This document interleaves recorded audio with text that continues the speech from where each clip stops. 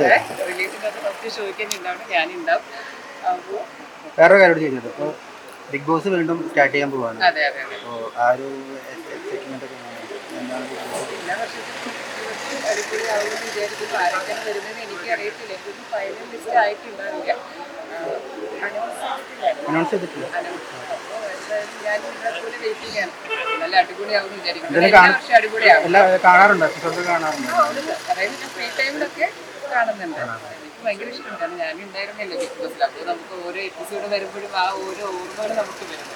ഈ പോകാൻ പോകുന്ന ആൾക്കാരോട് എന്തെങ്കിലും പറയാനുണ്ടോ? അടിപൊളിയായിട്ട് മത്സരിച്ചിട്ട് വരും, അത്രേ പറയാനുണ്ട്. പിന്നെ എന്താ, നമ്മൾ ആദ്യമേ കൂടുതൽ എന്താ പറയുക, നമ്മളിങ്ങനെ ഇന്നതാവുമെന്ന് വിചാരിച്ച് പോകാതെ അവർ ചിലപ്പോൾ ആ ഒരു സിറ്റുവേഷൻ അനുസരിച്ചിട്ട് മൂവ് ചെയ്യും.